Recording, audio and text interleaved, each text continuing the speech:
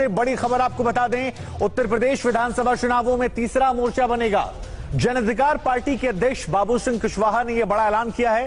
दरअसल TV9 भारतवर्ष से बाबू सिंह कुशवाहा ने बातचीत की और इस एक्सक्लूसिव बातचीत में यह कहा कि तीसरा मोर्चा बनाएंगे और इसमें असदुद्दीन ओवैसी को भी शामिल करेंगे।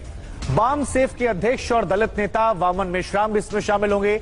तो ये बड़ी बात उन्होंने कही कि एक नया मोर्चा बनेगा, तीसरा मोर्चा बनेगा और कई सारी छोटी छोटी पार्टियों को लेकर यह मोर्चा बनाया जाएगा। क्या कुछ उन्होंने कहा, हम आपको सुनवाते हैं अभिषेक उपाध्याय से उनकी एक्सक्लूसिव बातचीत में। हमारे साथ में बाबू सिंह कुशवाहा जी मौजूद हैं और एक बड़ा डेवलपमेंट होने जा रहा है कि बाबू सिंह कुशवाहा जी, असदुद्दीन ओवैसी और एक और नेता हैं मेश्राम जी मिल करके एक संयुक्त गठजोड़ बना रहे हैं।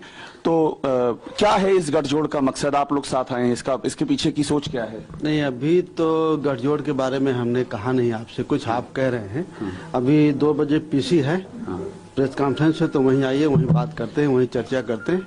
नहीं, आप और असदुद्दीन ओवैसी एक साथ आ रहे हैं, इसका कुछ मैसेज तो है ना? नहीं, अब वहां आकर के देखिए कौन कौन है। वहां आकर के देखिए कौन कौन है। नहीं, पर आपने लगातार ये कहा कि आप ये चाहते हैं कि ऐसा गठबंधन बने जो कि एक मजबूत गठबंधन हो, बीजेपी के खिलाफ क्रेडिबल गठबंधन हो। आज उसकी एक बड़ी तस्वीर दिख रही है, आप, असदुद्दीन ओवैसी और वामन मेश्राम, 3 लोग एक साथ होंगे। मैं इसी का मैसेज क्या समझ रहा हूँ इसका? देखिए, ये सारी बातें आप कह रहे हैं और मेरा मानना यह था कि अगर आप उसमें चलते प्रेस, मैं PC में आपकी रहूंगा, लेकिन चूंकि एक आप मेरे सामने हैं इसलिए एक मैसेज, आप अपना एक मैसेज तो रखना। और साथी हमसे नाराज हो जाएंगे जो आपके और पत्रकार साथी हैं, तो बेहतर होगा कि हम वहीं चर्चा करें तो ज्यादा अच्छा है। हाँ, बिल्कुल, हम उस प्रेस कॉन्फ्रेंस में जाएंगे जहां ओवैसी साहब भी बैठेंगे, आप भी बैठेंगे। लेकिन एक लाइन तो आप ये बता सकते हैं कि आप क्या सोचा, क्या आपकी सोच क्या है इसके पीछे की? देखिए, वो बात तो आप सब कह ही ले रहे हैं अपने आप, मुझसे हाँ करा ही ले रहे हैं। तो मेरा ये मानना है कि आप अगर वहां चलें और वहां हम लोगों की बातें सुने, जो भी लोग हम हों, कौन कौन है हम, तो बहुत अच्छा लगेगा और सारी बातें होंगी आपसे। वहां गठबंधन है या और कुछ है, उस पर भी तो चर्चा होगी। नहीं, पर एक फ्रेम में दिखना बाबू सिंह कुशवाहा, असदुद्दीन ओवैसी का, ये तो अपने आप में एक सिग्नल है। चल के वहां देखें कौन कौन है।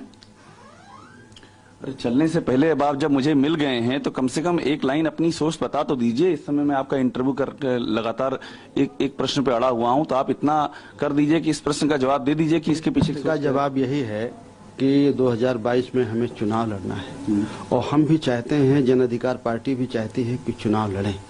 और उसकी विचारधारा, जो जन अधिकार पार्टी की विचारधारा है इंसानियत की, संविधानवादी, तो जो ऐसे लोग हैं उनके साथ मिल करके हम एक मोर्चा बनाएं, एक अच्छा सा फ्रंट बने और मिल करके हम उसमें चुनाव लड़ें। आप उसकी तस्वीर 2 बजे प्रेस कॉन्फ्रेंस में आई, आपको देखने को मिलेगा। असर क्या पड़ेगा इस मोर्चे का, आपको क्या लगता है? पब्लिक पर कहां तक से, पूरब में असर रहेगा या पूरब पश्चिम दोनों में असर देगा? पूरे प्रदेश में असर रहेगा, पूरे प्रदेश में असर रहेगा और अच्छा असर रहेगा।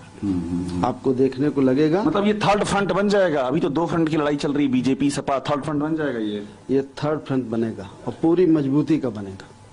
एकदम इत्मीनान है? एकदम इत्मीनान है। शुरू में थोड़ा आप ओवैसी साहब को लेके थोड़ा सा आपको, शुरू में मैंने ही आपका इंटरव्यू किया था उस समय। नहीं, आप अगर कहा, मैंने क्या कहा हो आप बताइए जरा। आपने ये कहा कि मेरी जानकारी नहीं है कि वो हमारे साथ हैं। हाँ, मेरी मुलाकात नहीं है, मैंने ये कहा था।